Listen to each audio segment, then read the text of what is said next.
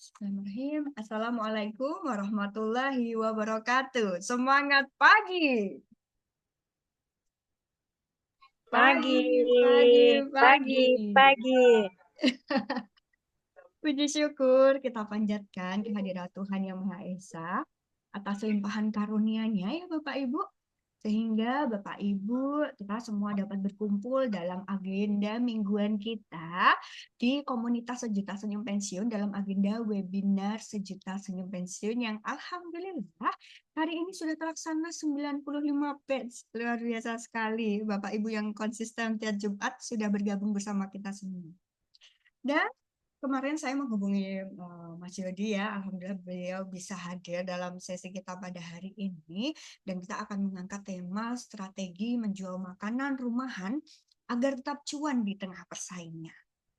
Mungkin sebagian dari Bapak Ibu semuanya sudah tahu ya profil dari Mas Yodi, owner Asli Geprek, brand dari Asli Group ya yang membawa beberapa brand makanan-makanan, baik itu ayam geprek, dimsum, nasi goreng yang juga kuat untuk penjualannya di Grab juga dan salah satu konsultan di Grab juga untuk aplikasi penggunaan aplikasi di skala UMKM dari Mas Yodi M. Ahya. Baik, mungkin kita sapa dulu ya Mas Yudinya. Selamat siang Mas Yudi. Halo, selamat siang, Mbak Dia. Oke, Mas Yudi, suara saya terdengar dengan jelas di tempat Mas Wih, Yudi? terdengar dengan merdu, Mbak. Waduh, baik.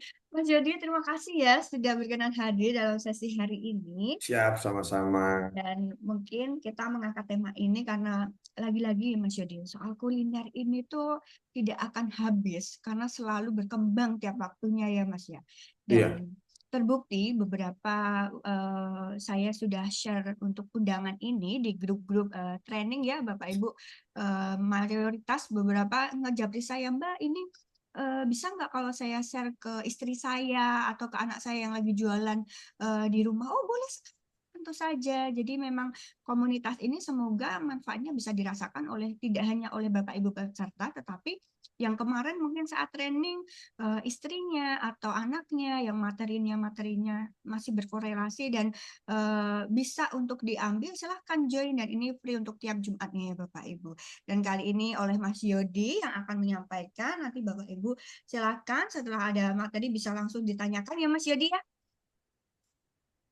Oke, ini tinggal workshopnya aja nih. Kita yang belum jalan-jalan, aduh, semoga bisa menekan manage waktunya bisa bagus. Baik, Bapak Ibu sekalian, kita akan simak dan dengarkan sesi sharing dari Mas Yodi Emahya, trainer dan fasilitator untuk bisnis. Disilahkan, Mas Yodi. Oke, suaranya hilang, Mas Yodi, maaf. Tadi sudah ada, sekarang hilang. cek, satu dua, aman? Aman. Aman, oke, baik. Sebelumnya, terima kasih Mbak Dia untuk waktu dan kesempatannya. Alhamdulillah hari ini diajak lagi nih untuk bergabung bersama Bapak Ibu di sini untuk membersamai Bapak Ibu semuanya. Mudah-mudahan hari ini bisa banyak membawa manfaat ya Mbak Dia ya untuk Bapak Ibu semuanya. Baik. Assalamualaikum warahmatullahi wabarakatuh. Salam sejahtera untuk kita semua, Bapak Ibu. Sebelumnya kita mulai kita cek semangat dulu, Bapak Ibu ya. Semangat pagi. Pagi, pagi, Pagi, pagi. pagi. Baik, terima kasih Bapak Ibu. Ya, Pagi kembali. siap luar biasa Pak Eko dan yang lain Pak ada Pak Safil. Bapak semuanya izin ya, saya tidak bisa sapa satu persatu karena banyak sekali yang hadir sekitar 40 lebih. Tapi insya Allah nanti Bapak Ibu setelah saya presentasi kita diskusi banyak Bapak Ibu. Mungkin Bapak Ibu ada yang sudah buka usaha kuliner di rumah, ada yang sudah buka di ruko, di kios, mau mengembangkan atau ada yang baru mau buka nih. Karena bisnis kuliner itu paling mudah sebenarnya dijalankan ya dari hobi dulu, dari peralatan masak yang ada di rumah, dari rumah dulu ya. Kalau semakin berkembang baru nanti akan berjalan. Nah, tapi di sini saya akan coba memberikan mindset baru nih Bapak Ibu. Jadi sebentar sambil saya coba sharing ya Bapak Ibu ya semuanya ya. Nanti sekali lagi kalau Bapak Ibu setelah ini ada pertanyaan, monggo silakan. Atau pada saat present pun kalau ada yang mau bertanya, monggo boleh. Dan nanti tinggal ini aja raise hand atau di chat nanti dibantu oleh Mbak Diah ya untuk dibacakan ya. Baik, Bapak Ibu izin saya akan sharing untuk ya oke.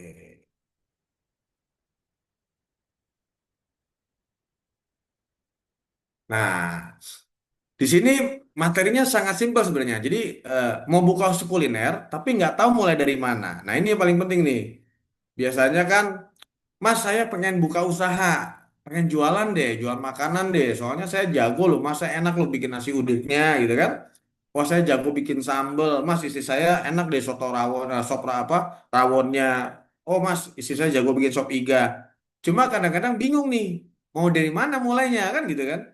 Karena salah satu bisnis yang potensial dan insya Allah tak lekang oleh waktu ya berjalan adalah kuliner. Karena eh, selama masih ada Mbak Diah, berarti bisnis kuliner masih jalan, kayak gitu ya. Jadi, jadi paling gampang adalah bisnis kuliner, Bapak Ibu. Kenapa? Kedua gini, bisnis kuliner adalah bisnis yang memang setiap hari mendatangkan. Kalau Bapak Ibu pengen ada pendapatan harian, ya, atau cash flow-nya berjalan, salah satu ada bisnis kuliner. Kenapa? Karena orang makan setiap hari, orang minum setiap hari. Bulan puasa aja orang makan tetap setelah buka puasa tentunya ya, itu tetap rame. Nah, kalau sore jualannya takjil, ya kan rame-rame. Jadi selama ini pokoknya kalau bisnis kuliner itu selama orang masih makan, orang masih minum, berarti sangat potensial. Dan paling gampang adalah modalnya Mbak Dia. Modalnya tuh sangat terjangkau ya gitu kan. Di sini kita bahas sedikit Bapak Ibu mau buka usaha kuliner tapi dari mana sih mulainya? Nah, untuk mulainya sendiri sudah beberapa tahun terakhir ini Bapak Ibu bisnis kuliner itu kalau dulu Bapak Ibu jualan cuma depan rumah. Yang beli tetangga kanan kiri doang nih Bu, ya kan? Karena kan mau gimana? Mau paling dulu kalau misalkan oke, kalau minimal belanja 30.000 dianterin ke rumahnya, nanti suruh anaknya nah anterin nih ke rumah Bu RT ya kan tadi pesan gado-gado tiga anterin pakai sepeda gitu kan. Nah, setelah berapa tahun kemarin, tepatnya setelah pandemi, sudah berkembang kan dengan aplikasi. Dan saya yakin Bapak Ibu juga sangat familiar ya. Jadi ada aplikasi GrabFood, ada GoFood, ada ShopeeFood ya. Bahkan dulu pemain travel saja, aplikasi Traveloka dulu juga bikin namanya Traveloka Eats. Ikut join tuh, karena tadi kuehnya sangat besar nih di bisnis kuliner ini. Nah, dengan adanya aplikasi ini Bapak Ibu itu sangat membantu Bapak Ibu nih yang baru mau mulai buka usaha kuliner. Tuh, jadi saya akan bahas sedikit untuk bahasa kuliner yang sekarang. Dengan apa? Dengan cara sebenarnya lewat platform. Kenapa? Jadi Bapak Ibu nggak mesti buka kios di pinggir jalan, nggak mesti buka booth di pinggir jalan. Kalau yang masih baru coba-coba, bisa jualan dari mana? Dari rumah dulu. Jadi sekarang kita bahas mau buka usaha kuliner, tapi nggak tahu mulai dari mana. Nah, ini kita mulai caranya. Oke. Nah, jadi bisnis kuliner hari ini itu Bapak Ibu udah berubah nih transformasinya berhubungan dengan teknologi tadi ya. Kalau dulu memang orang datang langsung belanja, kalaupun sekarang sama sih masih ada yang contoh deh Bapak Ibu di dekat rumah saya ada tukang nasi uduk, ada beberapa tukang nasi uduk nih ya. Ada sekitar tiga atau empat. Tapi yang paling rame satu. Kenapa paling rame satu? Nah, yang tiga ini jualnya masih secara konvensional. Jadi nunggu orang datang, kucuk-kucuk-kucuk bu beli nasi uduk baru pulang. Nah, yang satu dia sudah selain datang juga orang datang dia sudah bergabung di online. Dia ada di aplikasi GrabFood, GoFood. Jadi selain orang beli datang, ada pengemudi online juga yang pada ngambil, ngambil sewa apa ngambil pesan. Jadi Bapak Ibu kalau di rumah, aduh aku nggak sempat belanja nih, nggak sempat masak nih, gitu kan si Bapak mau belanja mau berangkat kerja, pesan online aja deh gitu, pesan pesan bubur, pesan nasi uduk. Nah jadi sekarang udah ada berubah, jadi semua restoran atau rumah makan atau usaha kuliner kecil pun sudah transformasi menggunakan aplikasi. Jadi konsepnya banyak kan ghost to online atau grab to go. Ghost to online itu gimana tadi? Masuk ke aplikasi jualannya. Jadi tidak hanya mengandalkan orang yang beli langsung nih, tapi ikut jualan di aplikasi online-nya. Kedua, Grab to Go itu rata-rata banyakannya take away. Jadi kalau ibu lihat kopi kedai-kedai kopi ya kayak Janji Jiwa, lalu ada kedai kopi Kulo, lalu ada kopi Kenangan, itu banyak atau kayak Chat Time, itu mereka hanya booth-booth biasa atau kontainer tuh. Jadi konsepnya hanya orang pesan ngambil. jarang yang menyiapkan bangku atau meja banyak. Karena kalau kita sekarang bukanya modelnya restoran atau ruko, bangku, meja banyak. Sementara itu akan menambah biaya operasional kita. Karyawan nambah, listriknya nambah. Jadi sekarang kalau Bapak Ibu mau mulai, bisa dengan usahanya dari rumah dulu, atau buka pinggir jalan kios atau booth. Misalkan, saya mau jualan kebab, yaudah beli kebab, apa namanya, franchise kebab atau gerobak kebab, jualnya depan Alfamart Indomart, nanti didaftarkan online juga. Gitu. Jadi lebih mudah ya. Jadi konsepnya sekarang kebanyakan rata-rata goes to online atau ada di online food. Dan Grab to go rata-rata banyaknya take away, jarang yang menyiapkan tempat meja makan. Karena sekarang gini, pasti yang Bapak Ibu tahu, sekarang yang banyak bangku dan mejanya itu kebanyakan restoran-restoran yang memang autentik. Contoh nih, kalau ibu-ibu sama bapak pasti kalau bawa keluarga kemana? Oh, ke kampung kecil, kan gitu kan?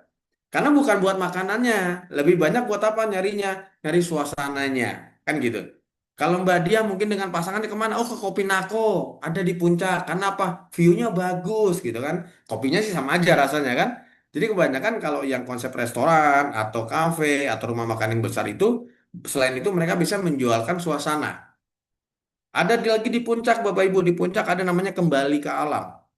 Itu 24 jam bukannya. Jadi kafenya itu di atas gunung, dari pinggir jalan raya puncak naik lagi ke atas gunung, itu tepatnya kayak di hutan. Tapi di situ dia ada jalan tanah tangga ke bawah itu ke sungai. Nah, siapa sih yang mau malam-malam ke hutan di kafe gitu doang? Banyak ternyata. Saya nyobain tuh. Ada bulan lalu saya jam 1 malam diajak teman lagi ya ke arah puncak. Mas, kita coba kembali ke alam. Ini siapa yang mau? Saya bilang kafe di atas puncak itu masuk ke arah hutan di atas pohon-pohon pinus ya. Ternyata saya datang setengah 2 sama dia. Saya pikir, wah memang ramai penuh. Saya pikir bisa langsung masuk. Ternyata begitu sampai sana, waiting list. Saya urutan nomor 39. 39, itu jam 1:30. Ini kalau saya ngikutin antrian bisa jam 5 saya baru dapat meja. Gitu kan.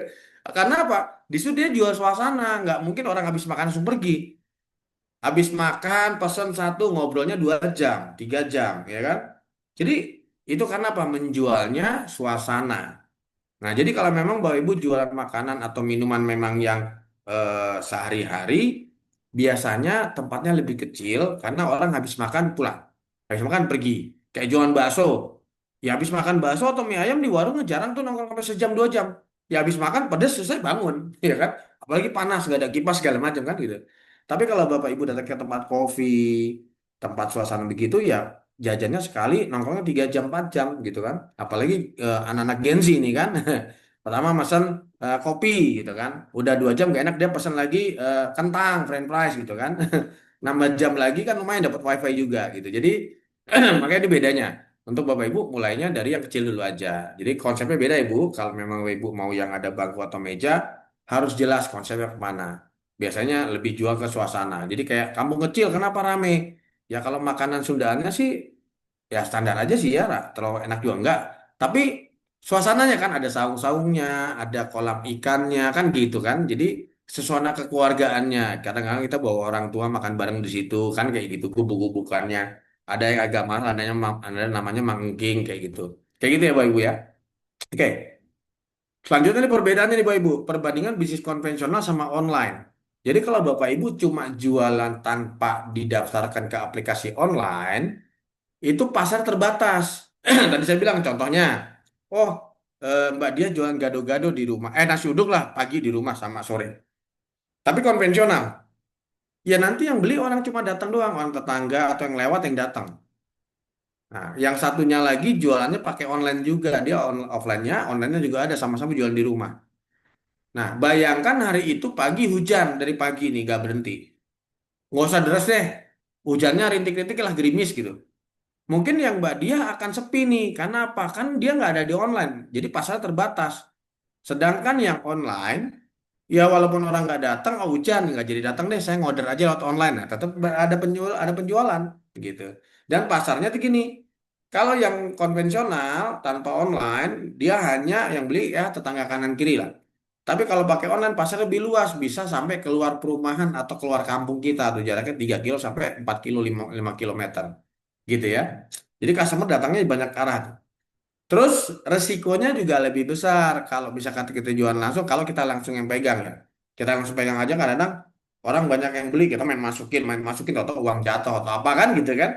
Kalau pakai karyawan, iya kan tadi yang jual apa barang terjual banyak tapi kok uangnya sedikit gitu kan. Mungkin kepake sama karyawannya. Jadi faktor resikonya lebih besar. Tapi kalau lewat online semuanya kan bayarnya masuk lewat online.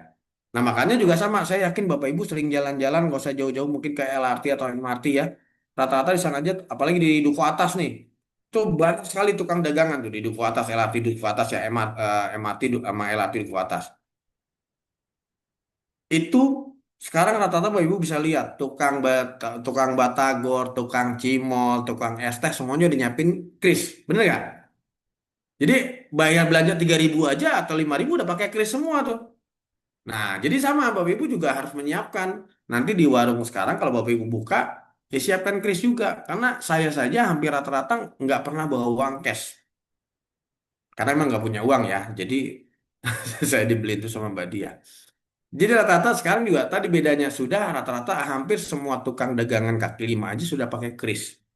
Itu memudahkan orang untuk pembayarannya. Jadi beda tadi ya kalau secara konvensional terbatas kalau lewat online lebih oke. Baik secara uangnya juga lebih banyak cashless mereka. Oke. Baik, berikutnya adalah ini 3 poin utama dalam usaha kuliner. Pertama, Bapak Ibu, sekarang itu Bapak Ibu harus punya media marketingnya atau bagaimana jualannya, strategi promosinya, punya konten sosial media. Kenapa sekarang banyak sekali warung-warung kaki lima atau dagangan kuliner yang kaki lima rame? Karena viral. Kok bisa viral kan tadi?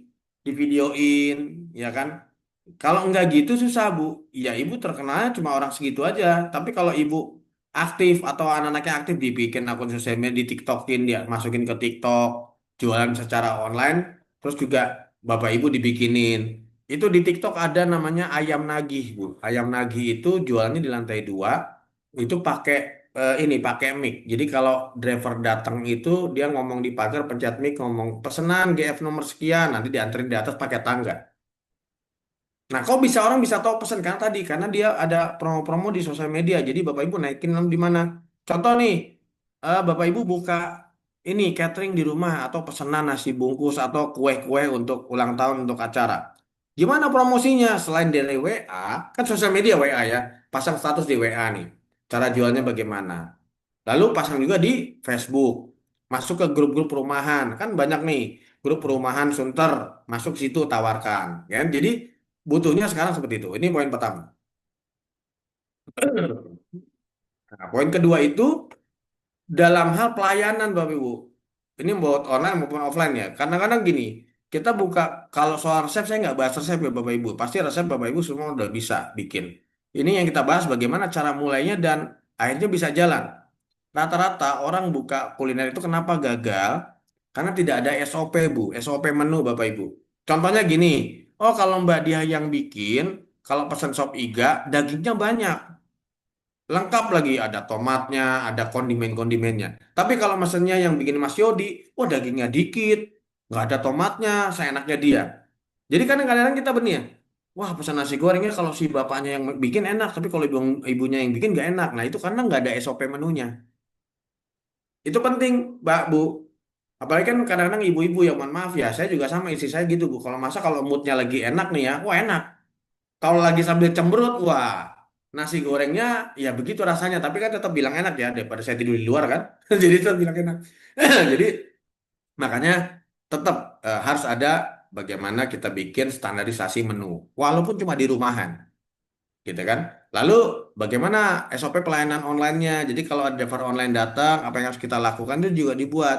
Biasanya saya begitu online datang, saya cek pesanannya saya buatkan. Itu kita bikin juga. Terus kalau orang mau pesan gimana? Kalau ada yang mau pesanan catering, misalkan Mbak Dia, saya mau pesen dong 50 box ayam bakar. Apa yang harus kita lakukan?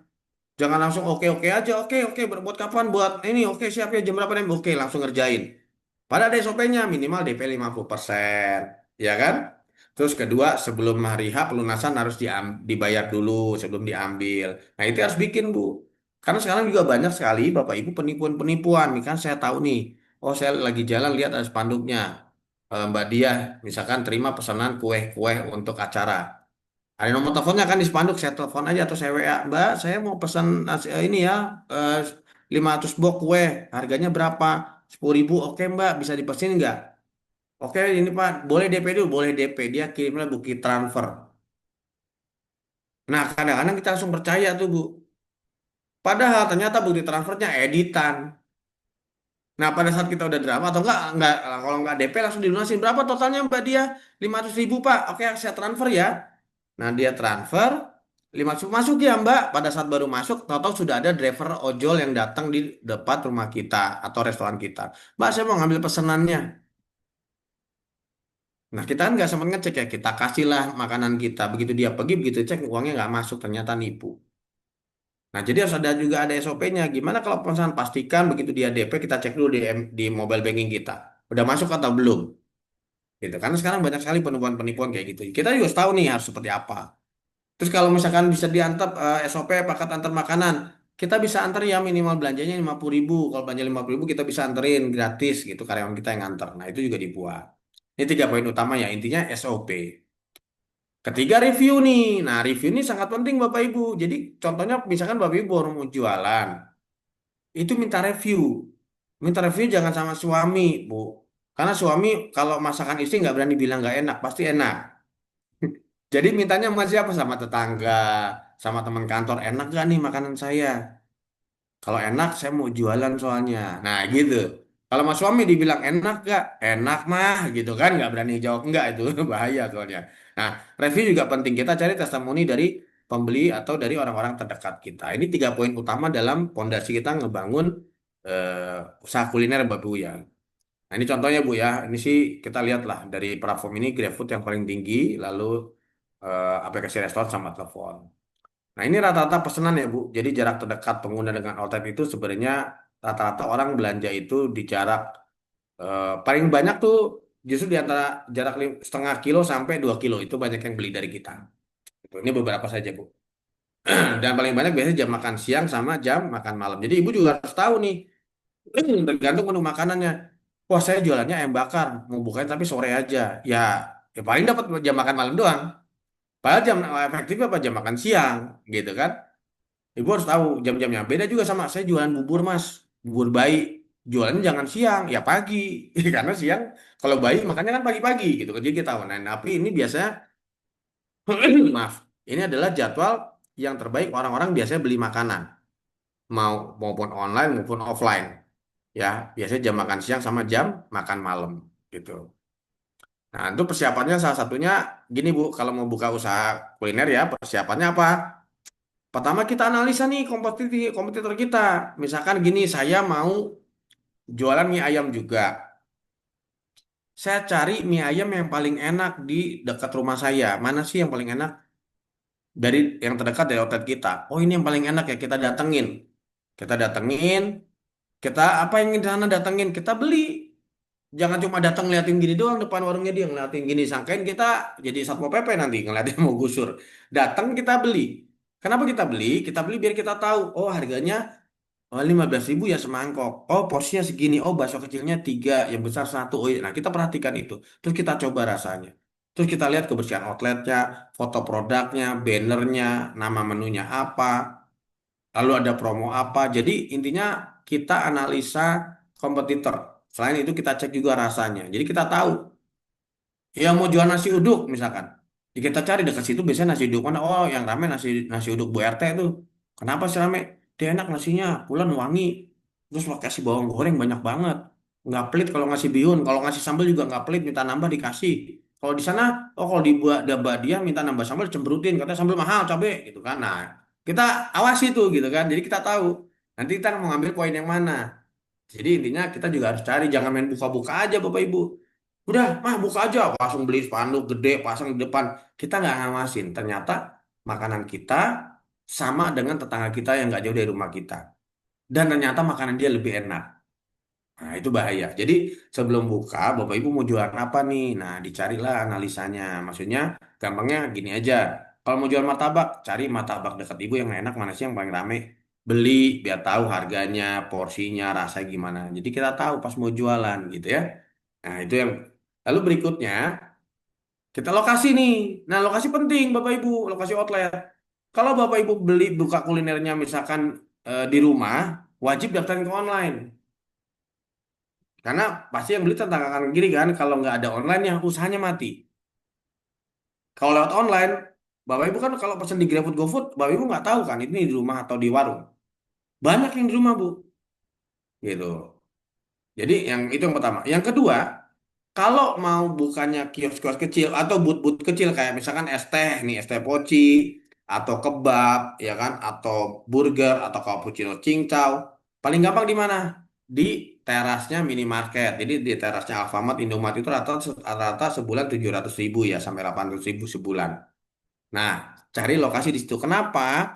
Kalau di situ atau di misalkan di depan rumah sakit, di dekat pasar, dekat sekolahan. Kenapa sih itu rame? Itu ada namanya public area atau area umum. Kenapa di situ? Disitulah sudah jelas ada traffic. Jadi kalau bapak ibu jualan gini, ya cari ngedeketin yang tempat rame. Kenapa di situ? Kayak kenapa sih di Indomaret Alfamart rame yang tempat sewanya? Karena kan sudah jelas nih. Sehari berapa banyak orang bolak-balik ke Indomaret sama Alfamart. Gitu. Mungkin saya 10 kali bolak-balik ke Alfamart, saya nggak nengok-nengok tuh, saya nggak beli-beli. Begini ke 11 kalinya, saya beli tuh Batagor, karena Mbak dia jualan Batagor situ kan, saya coba deh. Saya udah bolak-balik nggak beli-beli nih, gitu. Begitu ngeliat, saya beli. Jadi lokasi kedua, cari tempat yang rame untuk penempatan outlet kita. Jangan salah, gitu. Jadi jangan sampai kita salah penempatan, jadi nanti bahaya, malah nggak bagus. Oke? Nah, terus kuncinya adalah gini, identitas outlet juga harus jelas nih. Ya, di logo itu jelas mau jualannya apa. Kadang-kadang gini Bapak Ibu, yang kegedean nama warungnya, foto menunya malah nggak jelas. Nah, foto menu tuh nggak perlu banyak-banyak. Yang penting, misalkan kita mau jualan sop iga nih, ya kan? Ya foto sop iganya aja gedein. Kalau Mas di situ nanti, tapi kita juga jual lele, jual ati ampela, ya kecil-kecil aja atau nggak perlu dimasukin. Kadang-kadang kita ngeliat banner kan menunya terlalu banyak foto menu ya, kita bingung dia jualnya apa sih gitu kan. Nah, jadi harus jelas nih. Terus kalau boleh gini, jangan bikin nama outlet itu berdasarkan nama kita pribadi. Contoh gini, warung Mamah Dia. Iya, jualannya apa warung Mamah Dia? Kan bingung. Mending gini, pecel lele Mbak Dia Lamongan. Nah, jelas jualannya apa? Jualannya lele. Kadang-kadang gitu, ada warung kuliner, ya kan, Busri. Iya, jualannya apa? Orang nggak jelas tuh. Jadi mendingan usahakan gini, nama produk dulu, baru brandnya. Ya kan, misalkan ayam bakar, kan produknya. Brandnya Mas Yodi, ayam bakar Mas Yodi. Nah itu kuncinya ya. Jadi rumusnya adalah nama produk, baru brand kita. Jadi jangan pakai nama brand aja. Karena orang nggak tahu, kecuali gini ya. Ya kita tahu sih kalau Mbak Dia emang jualannya nasi uduk gitu kan. Jadi cuma warung Mbak Dia aja orang tahu. Itu di mana warung Mbak Dia tuh yang jual nasi uduk, orang udah tahu. Tapi kalau yang nggak tahu, orang bingung nih warung Mbak Dia jualan apa sih dia? Iya jual makanan, dia makanan apa gitu. Jadi harus jelas identitas outlet itu harus jelas di spanduk atau bannernya ya. Jadi tulis saja. Jadi rumusnya adalah nama produknya dulu atau nama makanannya dulu atau minumannya, baru belakangnya boleh brand kita. Gitu ya. Yang kedua, kalau bisa akses outlet itu gampang dijangkau gitu. Makanya kalau yang jualan pinggir jalan, es teh poci, dimsum yang jual 1.000-an, 2.000-an kan pinggir jalan gampang. Nah, kadang-kadang kita jualan di rumah, sementara rumah kita kalau jam 8 malam atau jam 7 malam udah di portal nih. Nah, itu kasihan driver online-nya muter-muter dulu tuh. Nah, kita juga harus perhatikan itu gitu. Jadi, kalau yang jualnya dari rumah, kita lihat nih rumah kita gampang diakses gak nih. Ada juga yang jualnya, oh di klaster nggak boleh jualan. Ya, jangan jualan di rumah berarti Bu. Ibu nyari tempat di luar gitu. Karena apa? Driver masuk klaster pasti Mas Satpam ngapain Mas jualan? Kadang-kadang kan juga ada apa kesepakatan warga ya kalau dalam klaster nggak boleh jualan di rumah gitu kan ada juga begitu ya. Kecuali jualan online yang shopping online oke kan nggak masalah. Tapi kalau GrabFood, GoFood kan bolak-balik tuh rawan. Jadi lihat juga kalau bisa kalau memang mau jualan di rumah kita pastikan akses rumah kita memang gampang dijangkau gitu. Kalau nggak bisa ya mau nggak mau kita harus sewa tempat di luar gitu ya. Terus jarak outlet kita jangan kejauhan nih dengan target market kita yang saranin. Contoh, dekat rumah kita ada sekolahan nih, jaraknya 1 kilo atau 2 kilo aman. Apalagi lebih dekat tadi dengan public area, dekat Alfamart, Indomaret, dekat rumah sakit, dekat kantor kecamatan itu lebih gampang. Jangan jarak kita di, wah daerah saya sepi mas, gitu kan. Jarang, jarang orang gitu kan. Paling rame sana, ibu nekat jualan di rumah yang nggak ada yang beli, gitu ya. Jadi jarak outlet dibenerin. Kalau kita jualan online ada ruang tunggu driver lah ya, gitu. Terus tadi intinya ada penunjang driver kalau memang kita fokus di online, gitu ya Bapak Ibu. Nah, tadi ini kita udah bahas ya. Jadi SOP makan online sudah jelas ya Bu, tadi kita bahas. Nah, baik lagi ini strategi marketingnya tadi banyakin aja yang gratis tuh lewat sosial media, lewat WA, lewat Facebook, lewat Instagram gitu. Jadi bisa berbayar juga sebenarnya. Tapi pada poinnya Bapak Ibu kalau usaha kuliner dari rumah itu kenapa sangat mudah dimulai? Karena satu, kita tidak sewa tempat. Kedua, selain tidak sewa tempat, kita pakai peralatan masak yang ada. Ketiga, tenaganya masih pakai tenaga orang rumah. Ya kan sambil tes ombak dulu aja. Tapi kalau memang, Mas, saya mau langsung bikin kios saya mau pasang karyawan, boleh. Tapi sarannya di awal Bapak Ibu semua harus terjun langsung dulu. Harus tahu dulu. Kenapa? Biar tahu nih, oh oke, nasi seliter itu jadi 7 porsi. Jadi tahu nih kalau habis karyawan belanja 3 liter berarti tinggal kali aja. 7 kali 3 harusnya terjual 21 porsi. Jadi pas saat di laporannya terjual hanya 15 porsi, sisanya kemana nih? Apa dimakan ayam? Apa dijual nggak dilaporin? Nah itu penting. Jadi usahakan pada saat Bapak Ibu buka usaha kuliner ini, datang langsung, terjun langsung. Karena apa kan banyak nih Bapak Ibu poin-poinnya. Contoh nih, minyak tuh kalau beli bisa berapa kali goreng. Kan kita harus tahu tuh Bu, beras 1 liter bisa jadi berapa. Jadi tahu kalau enggak, kita dibohongin karyawan. Itu yang penting. Karena apalagi kalau misalnya oh jualan martabak, harus tahu satu adonan bisa jadi berapa loyang, terus 1 kilo meses itu bisa untuk berapa loyang. Itu kita tahu. Kalau enggak, nih karyawan saya minta belanja mulu mas, meses habis, ini habis tiap hari belanja. Begitu dilihat penjualannya sedikit. Berarti kemana itu? Apa digado mesesnya? Apa karyawannya bohong? Nah ini penting. Jadi intinya Bapak Ibu di bisnis kuliner ini yang harus dijaga pertama adalah quality control. Bapak Ibu harus kontrol outletnya, ya. Kedua, rasa harus dijaga benar. Jadi kalau bisnis kuliner itu yang kita cari adalah konsisten rasanya, nggak berubah-berubah. Kan pasti Bapak Ibu sering ya, wah dari dulu sampai sekarang nggak berubah nih rasa martabaknya enak banget. Dia jaga tuh. Jadi kalau mau bisnis kuliner yang penting adalah di rasanya dan konsisten. Kalau yang udah kan banyak brand-brand besar tanpa ada promo tetap ramai. Kenapa? Orang ke situ karena tadi karena rasanya dan rasa konsisten. Nah itu paling itu aja Mbak Dia dari saya pemaparannya sedikit banyaknya. Yang penting adalah kegagalan sesungguhnya bukan lawan dari kesuksesan, karena kegagalan memberikan kita banyak pelajaran yang mendekatkan kita pada kesuksesan. Jadi kalau mau bisnis, mau usaha, bukan dipelajari, tapi dijalani. Karena dijalani baru kita pelajarannya. Kalau dipelajari, ya hanya textbook aja nggak ada actionnya. Makanya ada rumusnya. APH, action, pikir, hitung. Jadi selain dipikir dan hitung harus ada actionnya. Jadi jangan hanya textbook aja, tapi kita praktek. Kira-kira segitu aja Pak dia ya gambarannya sederhananya. Karena kalau ngebahas nanti HPP menu dan lain-lain, nanti sebenarnya kita bisa bikin sesi berikut ya. Paling tidak di sini membuka mindset Bapak Ibu dulu bahwa usaha kuliner itu gampang. Mulai dari mana? Ya udah mulai dari online dulu aja di rumah tanpa perlu modal yang banyak. Karena yang paling penting adalah modalnya apa? Keberanian untuk memulai. Oke, itu aja. Baik, terima kasih Bapak Ibu. Kita kembalikan Mbak Dia ya. Nanti kita boleh sesi tanya jawab dan boleh ngobrol-ngobrol juga Mbak Dia. Silakan Mbak Dia. Oke, luar biasa sekali. Terima kasih. Tepuk tangan dulu untuk Mas Yodi ya, Bapak Ibu. Dan sembari kita, mungkin Bapak Ibu mau persiapan untuk bertanya juga, saya persilakan untuk Bapak Ibu yang mau bertanya secara langsung nih. Dan juga jika Bapak Ibu mungkin malu-malu nih, boleh juga untuk bertanya lewat chat. Saya persilakan ya Bapak Ibu. Namun sedikit Mas Jody mungkin sebelum nanti kita beralih ke Bapak Ibu ya, penting banget ya ternyata tadi yang dijelaskan oleh Mas Jody terkait SOP baik menu ataupun operasional lainnya ya Mas. Betul. Karena sepengalaman saya pribadi ya Mas, Ya, belilah salah satu di tempat makan, ada ya di mall itu. Beda outlet, bahkan mungkin kalau sekelas di mall mereka punya SOP soal takaran menu dan sebagainya ya. Tapi ya. rasa pun akan beda gitu loh, karena mungkin beda tangan atau teknik memasaknya ya.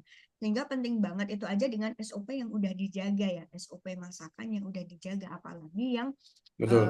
masaknya tidak sesuai SOP ya Mas, tidak ada misal acuan bumbunya Betul seberapa itu, gitu. Mbak. Betul banget. Jadi Oke. karena gini, Mbak, Mhm. mungkin Mbak Dia ini brandnya sama ya, Mhm. banyak cabang. Kok makannya yang makan di sini enak ya rasanya? Kok di sana nggak enak ya? Kenapa ya kan gitu? Mhm. Ya ada ya. Kita nggak perlu sebut merek lah. Tapi ada beberapa eh, yang ya sarapan soto gitu kan rame. Kok cabang ini enak, begitu cabang ini nggak enak ya? Padahal kita ke sana karena taunya enak nih di sana. Pas kita coba nggak enak karena tadi mungkin standarisasi sudah ada, tapi karyawan tidak melaksanakan SOP-nya tadi. Bisa jadi begitu. Atau ya tadi SOP-nya dilanggar gitu seperti itu mungkin Mbak Dia. Makanya memang sangat penting nih untuk SOP menu. Jangan gini, Mas, kalau saya bikin SOP menu, nanti karyawan saya nyontek. Begitu dia keluar berhenti bikin usaha yang sama, wah, saya rugi dong. Nah, kalau saya gini Mbak, saya jual ayam geprek. Kalian saya tuh tahu resepnya, bikin sambelnya tahu. Terus kalau ada kok yang Pak, saya izin ya Pak, saya mau keluar gitu kan. Alasannya lain-lain, ternyata di jualan ayam geprek. Nyampe ke saya nih.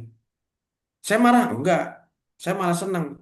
Kalau malah saya support kamu kalau butuh bantuan ngomong ya, ntar insya Allah tak bantu. Kenapa? Kalau dia berkembang usahanya, kan tadinya karyawan kan jadi entrepreneur kan? Terus dia bisa berkembang nih, bisa ngidupin keluarganya, bisa lebih hasilnya bisa lebih tercukupi. Ya saya dapatnya berkahnya, kan gitu. Daripada sakit hati, wah dia udah kerja di kita, diajarin terus keluar nyuri ilmunya doang, kan sakit hati Mbak. Daripada sakit hati mending kita doain biar sukses jadi kita berkahnya kalau saya gitu ya konsepnya. Jadi alhamdulillah ada juga yang udah keluar bikin nggak lama Pak saya boleh gabung lagi Mbak. Kenapa emang kan udah buka usaha yang keprek kemarin, ternyata susah ya Pak usaha itu dia ya lah ada gitu. Saya ikut Bapak lagi aja deh katanya. Ya tadi jangan lupa ada yang mentalnya hanya sebagai eh, pegawai, ada juga yang mentalnya sebagai pebisnis. Nah itu Mhm. beda. Ya, kita juga bisa. Tapi apakah bisa dirubah? Bisa sebenarnya. Jadi kalau masalah bikin SOP, kita kasih tahu karyawan, terus takut dicuri ilmunya, nggak apa-apa, Bu. Kalau memang dia pakai dan dia sukses, ya kita dapat berkahnya. Gitu aja sih. Dan kedua, yang paling penting rezeki nggak tertukar. Saya pernah, Mbak, saya buka di satu outlet, saya sewa. Bulan ketiga naik, makin ramai, bulan ketiga pecah rame banget. Kan kontraknya bulanan ya. Bulan ke-6 saya di stop nggak boleh perpanjang, Mbak. Awalnya bulan keempat dinaikin, bulan keempat dinaikin. Naik lagi tiap bulan naik, bulan ke-6 suruh beli atau saya pindah. Akhirnya saya pindah tuh. Setelah saya pindah nggak jauh dari situ dia buka geprek yang sama, cuma beda merek. Karena dia tahu udah ramai kan. Terus Mhm. apakah saya kalah atau sepi? Enggak. Tetap aja walaupun dia buka di tempat saya yang sama, jualan geprek bekas tempat saya pakai brand lain. Apakah ramai? Enggak. Pelanggan saya tetap nyari saya, Mbak. Akhirnya dia tutup-tutup juga gitu. Jadi nggak usah takut rezeki nggak akan tertukar. Gitu sih. Jadi penerapan SOP mulu nggak apa-apa sampaikan. Kayak gitu, Mbak Dia. Silakan. Oke, terima kasih. Baik, Mas, jadi ada beberapa pertanyaan di kolom chat ya, mungkin bisa saya langsung Monggo, silakan, bacakan Pak. ya. Dari Pak Febrian atau Ibu Febrian, mohon maaf sebelumnya, dari PTPP. Selamat siang, saya tertarik ingin bisnis warteg waralaba, ini yang sering dijumpai nih, Mas.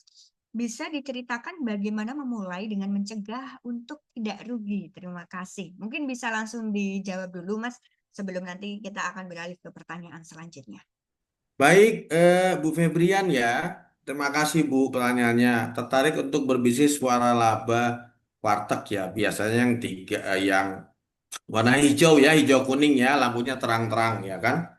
Memang banyak sekali. Tapi saran saya gini Bu, mohon harus benar-benar diperhatikan kalau untuk memilih bisnis franchise itu yang Bapak Ibu perhatikan adalah pertama proposal bisnisnya. Dilihat nih berapa lama sih kita balik balik modalnya. Kadang-kadang, karena saya juga punya franchise Bapak Ibu ya. Kalau kadang-kadang pemilik franchise membuat hitungan balik modal itu dibikin cepat. Misalkan modal 300 juta setahun balik gitu. Padahal realitanya enggak. Karena banyak komponen yang menentukan itu bisa nyampe atau enggak. Nah kadang-kadang, tapi balik lagi, memang kadang-kadang pembeli franchise memang tergiurnya sama itu Mbak. Jadi kalau nyari franchise yang balik modalnya cepat, nah itu kadang-kadang salahnya gitu juga ya. Jadi mana nih bisnis franchise yang balik modalnya cepat?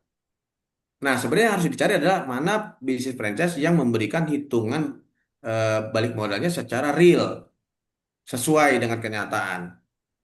Nah, jadi banyak sekali yang menyatakan bisnis franchise itu di hitungan proposalnya, oke modal sekian, balik modalnya 3 bulan, 2 bulan. Nah, itu real atau tidak nih, masuk akal atau tidak, kita harus cek. Jangan terbuai oleh itu yang pertama. Jadi cek benar-benar hitungan-hitungan proposal bisnisnya. Yang kedua, perhatikan lagi ketentuannya, Mbak, Bu. Nah, warteg yang Ibu maksud ini kadang-kadang, saya nggak sebut merek tapi ya, kadang-kadang tidak menjaga ketentuan jarak. Ini penting. Kalau Ibu dalam jarak 1 kilo dia buka lagi cabang di situ, selesai kita sudah. Minimal tuh kalau di waralaba itu minimal 2 sampai 3 kilo Bu, minimal antar outlet, antar cabang berikutnya. Nah, warteg yang Ibu maksud ini nggak sampai 1 kilo udah buka gitu. Jadi harus benar-benar lihat Bu perjanjiannya, lihat perjanjiannya ya bagaimana. Karena di sini konsepnya adalah semua keuntungan milik Ibu, tapi semua kerugian juga milik Ibu. Dan Bapak Ibu harus tahu nih kalau milih bisnis franchise itu gini, ada dua model. Satu modelnya autopilot, kita tinggal terima bagi hasil operasional mereka yang ngurus. Ada yang modelnya mandiri, kita yang menguruskan sendiri ya. Nah, yang autopilot sebenarnya lebih enak karena kita tinggal terima laporan. Tapi juga riskan dengan faktor fraud atau cheatingnya. Kadang-kadang manajemennya nggak terbuka. Nah, terus berikutnya, brand tidak menjamin bahwa kita, oh saya ngambil brand ini Pak, karena terkenal. Belum tentu sukses Pak. Kan tetap yang bikin sukses adalah faktor controllingnya. Jadi kalau misalkan Bu Febrian mau ngambil bisnis watak waralaba, Ibu pastikan controllingnya ketat gitu. Karena saya tahu sistemnya. Kadang-kadang kan dia bagi dua nih, 2 minggu untuk yang ngelola, 2 minggu untuk ibu, kan kayak gitu. Nah, giliran dia yang 2 minggu mereka yang ngelola atau orang titipan mereka menunya lengkap. Tapi pas giliran jatah 2 minggu untuk ibu, menunya nggak lengkap, jadi salesnya turun. Nah, itu. Jadi benar-benar gini Bu, benar-benar pelajari proposal bisnisnya. Terus cek kapan balik modalnya, ketentuan tadi jarak antar outletnya berapa, lalu sistem bergesernya bagaimana, benar-benar diperhatikan itu sih saran saya. Jadi untuk brand warteg waralaba itu, Ibu tolong cek benar-benar ya Bu. Jadi jangan hanya tergiur ramenya saja. Terus yang penting adalah lokasi Bu. Di mana penempatan lokasinya. Memang dari tim franchise biasanya menawarkan, Bu ini ada lokasi bagus nih. Nah, kita tetap harus survei lagi Bu, jangan percaya aja. Karena kadang-kadang franchise, saya jujur aja ya, karena saya juga punya franchise. Kadang-kadang gini, tapi saya udah gak lakukan ya. Dulu awal-awal iya. Yang penting orang beli dulu deh ke saya. Setelah besok dia tutup, ya udah kan urusan dia. Yang penting laku dulu dagangan gitu. Nah ini dulu awal begitu, tapi akhirnya kan beban moral. Kalau memang tidak, untungnya saya begitu awalnya, tapi rame Mbak. Hmm. Nah kalau sepi kan saya beban moral. Saya jerumusin orang gitu. Jadi benar-benar dilihat juga lokasi. Kalau kadang kalau lokasi yang ditawarkan oleh mereka, "Oh, ini ada lokasi bagus sih Bu." Nah, Ibu cek dulu lokasinya, berapa hari dipantau benar atau tidak. Terus dari situ ada dari jarak situ ada warteg berapa jauh jarak dengan warteg lain. Terus di situ pasarannya harganya berapa, bagaimana itu dicek. Terus dari titik itu cabang yang sama ada berapa jauh jaraknya. Terus perjanjiannya mereka boleh masuk dekat kita paling dekat berapa dari cabang yang lain, berapa kilo. Nah, itu harus tahu. Kira-kira itu sih Bu Febrian atau Pak Febrian ya, mohon maaf ya. Eh, yang penting benar-benar dicek dulu bisnis modelnya, lalu proposal bisnis franchise-nya dan tadi ketentuan-ketentuannya. Ketentuan jarak antar outlet, ketentuan pembagian hasilnya bagaimana, eh, lalu ketentuan controllingnya seperti apa. Nah, seperti itu sih. Sama paling penting adalah dari profil bisnis tadi laporan keuangan ini. Nah, ini proyeksi keuangan ini bagaimana? Benar atau tidak? Berapa lama? Real atau hanya coretan-coretan aja? Paling gitu kira-kira. Gitu Mbak Dia. Terima kasih. Silakan. Mungkin ada tambahan ini dari Bapak atau Bu Febrian. Boleh ditambahkan kalau ada sebelum saya beralih ke pertanyaan selanjutnya. Terima kasih Bu, cukup. Oh, Oh, Pak Bapak. Febrian. Mohon maaf ya, Pak. Iya, nggak apa-apa Pak. Oke, Iya. siap. Oke, Yang baik. penting dicek aja Pak, hitung-hitungan ROI-nya, BEP-nya, berapa lama, minta angka pesimisnya, optimisnya, terus dibuatkan minta hitungan, misalkan investasinya 250 juta, belum tempat, belum ini, atau enggak misalkan 500 juta sudah dengan tempat, ya berarti target omsetnya per hari berapa, minta dihitungan breakdown-nya, jadi target per hari berapa, lalu kalau bagi hasil bagaimana, minta dibuatkan angka pesimis, terus moderate dan optimisnya Pak. Tapi minta angka real, jangan minta dari angka dari presentasinya mereka. Dengan lokasi yang ditawarkan atau lokasi yang Bapak punya, kira-kira dengan modal segitu berapa lama BEP-nya. Jadi minta dibuatkan hitungan barunya, jangan berdasarkan hanya proposalnya aja Pak. Gitu kira-kira Pak, mungkin tambahannya. Baik, saya lanjut ke pertanyaan dari Pak Bambang Sis ya. Pak Yodi mau tanya, apakah bisa kita baru memulai atau merintis usaha kuliner, tapi yang menjalankan orang lain nih Mas? Kita tidak harus terjun langsung ke lokasi. Bagaimana caranya dan apa resikonya? Mungkin itu dari pertanyaan dari Pak Bambang Sis. Boleh langsung dijawab mungkin, dan kalau Pak Bambang kalau misal mau tanya lagi silakan ya Baik, Pak ya. baik, terima kasih Mbak Dia. Pak Bambang, gitu. Bolehkah kita mulai atau merintis usaha kuliah tapi yang menjalankan orang lain? Tidak jelas gimana caranya, apa resikonya. Baik Pak. Kadang-kadang orang lain itu kan bukan karyawan ya. Mungkin kita ngeliat ada saudara kita atau keponakan nganggur, belum dapat pekerjaan, kan gitu kan. Atau wah suaminya kerja, istrinya nganggur nih, pengen ada tambahan. Kita modalin ya Pak, gitu kan. Itu boleh Pak, gitu. Yang penting clear di depan nih.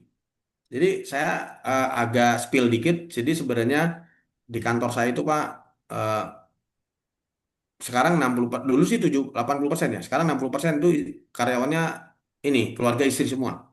Jadi ipar, saudara sepupu. Jadi keluarga istri semua.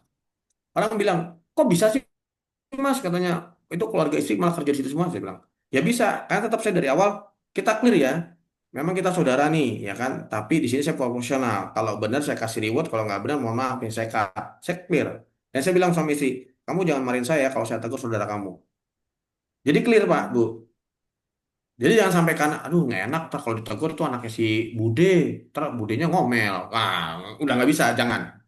Bisnis is bisnis. Apalagi, ya uang kan nggak kenal saudara ya. Jadi jangan Pak, Bu. Jadi kalau mau, misalkan, oh Pak, saya nggak jalan langsung nih, tapi saya partner nih, atau saya naruh yang jalin orang lain, siapa saudara gitu. Clear di depan Pak. Ya kamu saudaraku, tapi kamu tanggung jawab sama bisnis ini. Kalau kamu bermasalah ya kamu harus ganti, atau itu clear di depan lah intinya gitu. Itu yang pertama. Kalau dengan karyawan gimana? Saya langsung rekrut karyawan, Pak. Boleh, Pak. Yang penting tadi, mau dengan keluarga, dengan karyawan, Bapak, Ibu, bukan terjun langsung setiap saat atau setiap waktu, setiap menit. Minimal pada saat Bapak misalkan ngambilnya franchise atau baru bangun. Minimal Bapak, Ibu datang langsung dan tahu hitung-hitungan seperti apa tadi saya sampaikan. Oke, tahu nih, beras sekian liter untuk jadi berapa porsi. Jadi, dan pastikan selalu ngecek. Pulang kerja, cek laporannya. Mau belanja besok, cek laporannya. Sempatkan waktu walaupun tidak di outlet. Karena kalau kuliner itu Pak, yang penting kita tahu dasarnya tadi, ya. Satu bahan baku jadi berapa menu. Nah itu tahu dasar itu. Karyawan mau bohong juga agak susah. Kan kita ngecek gini, contoh nih, Bapak jual martabak. Sudah tahu nih satu adonan jadinya 5 loyang martabak. Ini bikin 5 adonan. Berarti kalau saya 5 adonan kali jadi 5 loyang kan berarti 25 loyang kan. Kok bikin 5 loyang, yang laku cuma 15 loyang. Yang ada uangnya, sisanya kemana? Nah itu udah paling gampang Pak. Sama kayak meses. Oke, meses sekilo bisa untuk 10 loyang, 10 porsi. Nah, hari ini beli untuk 10 loyang. Ternyata besok atau lusanya masuk lagi meses, pembelanjaan 1 kilo lagi. Nah, kita cek dong. Kan 1 kilo meses bisa untuk 10 loyang. Kita cek. Oke, dalam 2 hari dari belanja sampai sekarang ngajuin, yang laku berapa loyang? Kalau yang laku 2 loyang belum perlu beli dong. Oh, yang laku 8 loyang, oke wajar. Nah, kita harus tahu. Karena kita tahu patokan. Jadi kalau Bapak Ibu yang menjalankan orang lain atau saudara, minimal kita megang dasarnya. Kita terjun langsung tahu dasarnya. Terus usahakan kontrol. Entah pulang kerja main atau Sabtu Minggu main gitu. Maka saran saya Pak, Bapak Bambang atau ibu-ibu yang lain yang baru buka usaha, usahakan kalau mau buka usaha jangan jauh dari rumah kalau kita mau nyewa tempat. Jangan jauh dari rumah, kalaupun tidak searah dengan arah kita ke kantor kalau kita masih ngantor. Kenapa? Biar pada saat pulang kantor bisa mampir ngecek. Kalau nggak jauh dari rumah, ya udah pulang kantor jam 5 nyampe rumah jam 7 santai-santai jam 8 ke hotel lah ngecek. Nah, jadi usahakan usaha kita pertama ini jangan jauh dari rumah. Biar apa? Biar kontrolnya jalan. Gitu kira-kira. Risikonya pasti ya Pak Bu, kalau kita berpartner dengan orang tadi risiko tidak amanah ada. Risiko kualitas tidak terjaga ada, gitu kan. Risiko komplain ada. Itu dan tapi risiko-risiko tadi juga terjadi kalau kita juga yang langsung pegang. Makanya untuk solusinya apa Pak? Buatkanlah tadi SOP-SOP tadi, SOP penyajian bagaimana. Oke, kalau pesannya ayam geprek misalkan. Oke, SOP penyajiannya gimana? Siapkan dus kemasannya, taruh nasi yang sudah dicetak, lalu tambahkan platingannya, tambahkan timun dua, dua potong, lalu tambahkan kol, terus taruh ayamnya, kasih sambelnya. Kalau sambelnya dipisah, kasih cup sambel. Jadi kita jelaskan SOP penyiapan menunya seperti apa, SOP penyajian seperti apa, SOP untuk pelayanan customer gimana, ya kita itu paling tidak mengurangi risiko-risikonya. Gitu. Kira-kira seperti itu Pak Bambang. Jadi kalau partner boleh dengan orang lain ya kan boleh. Tapi kita tadi Pak, kontrolnya harus kuat gitu. Dan kita minimal tahu dasarnya dulu. Kayak saya tahu nih, oke 1 kilo tepung bisa untuk goreng 30 potong ayam. Jadi kalau tepungnya udah order lagi tepung penjualnya belum kan pertanyaan kemana nih tepungnya kan gitu. Nah, kayak tadi, saya karena pernah kejadian Mbak dia. Karyawan saya tuh akhir-akhir ini kok saya bingung nih. Kok penjualan makin menurun, tapi pembelanjaan sama aja malah naik. Kok tiap hari laporan beli berasnya 4 liter, 5 liter, tapi di penjualan struknya saya cek, kok tapi penjualan yang beli pakai nasi sedikit. Kan saya udah tahu nih 1 liter jadi 7 porsi. Hari itu misalkan habis 3 liter, habis nih besok belanja lagi beras 3 liter lagi. Pertanyaannya kan kalau berasnya habis 3 liter kali 7 porsi kan 21 porsi yang pakai nasi kan? Anggaplah karyawan makan 2 kali 19 porsi lah jatuhnya. Nah di penjualan yang pakai nasi paling cuma 8 9, sisanya kemana nih nasi? Kan gitu. Nah pada saat besoknya ternyata saya mampir ke outlet, orangnya nggak masuk, saya nongkrong di sana, orang nanya, Pak boleh nggak beli ayamnya aja tanpa nasi? Boleh kok, emang kenapa? Oh, soalnya biasanya sama mas-mas yang jaga nggak boleh kalau beli ayamnya aja. Kalau beli wajib pakai nasi. Nah, jadi di outlet orang taunya beli di situ wajib pakai nasi, nggak boleh beli ayamnya doang. Sementara di laporan yang tercatat orang beli nah ayamnya aja tanpa nasi. Berarti uang nasinya masuk kantong tuh gitu. Nah, tapi berhubung kita tahu controlling jadi ketahuan. Nah, itu risiko-risikonya Pak. Jadi minimal controlling kita harus jalan. Terus kedua, kita harus tahu dasarnya tadi. Ini bahan ini bisa untuk berapa kita tahu. Kira-kira gitu Pak Bambang. Mudah-mudahan bisa menjawab ya Pak. Silakan. Mungkin ada Oke, lagi? oke. Pak Bambang sudah mengirimkan love ini, Mas. Ya Pak Bambang. Terima kasih Pak Bambang. Oke, Monggo Pak. terima kasih Pak Bambang. Barangkali ada tambahan pertanyaan dari Pak Bambang sebelum lanjut ke pertanyaan dari Pak Trian Agus. Sepertinya belum ada ya. Oke, baik. Kita lanjut ke pertanyaan Pak Triansa. Izin bertanya, Pak, bagaimana tips dapat bersaing dan eksis dengan kompetitor lain? Misal usahanya usaha kue, snack box, bolu, keripik, hatur nuhun. Baik. Terima kasih untuk pertanyaannya. Yang pertama, Bapak Ibu, tadi lakukan analisa kompetitor. Apa sih yang sudah dilakukan oleh kompetitor? Oh, packagingnya begini.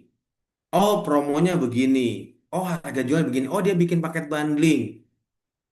Nah, sementara pantesan dia rame ya. Sementara kita dari awal buka sampai sekarang ya gitu-gitu aja. Bannernya nggak pernah ganti, udah 2 tahun ya kan. Spanduknya nggak pernah ganti, udah 2 tahun.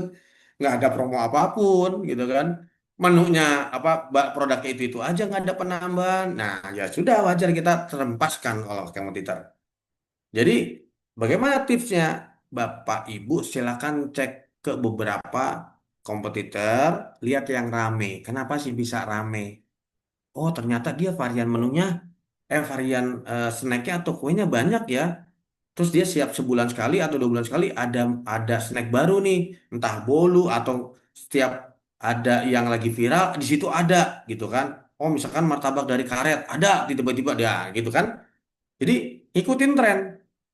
Itu penting Bapak Ibu. Kenapa? Biar orang tetap ke kita. Contoh. Bapak Ibu pasti itu udah tahu McDonald. McDonald itu dasarnya jualnya apa? Ayam kan Mbak Dia. Tapi kenapa jual burger? Ya kan? Sama sepertinya KFC. KFC jualnya apa? Ayam. Kenapa jualan burger? Burger King jualnya burger. Tapi kenapa jualan ayam juga? Nah, kan? Nah, kita tahu tuh. Nah, yang paling penting gini. Di McDonald itu kalau Mbak Dia dan Mbak Ibu tahu, dia suka ada seasonnya nih.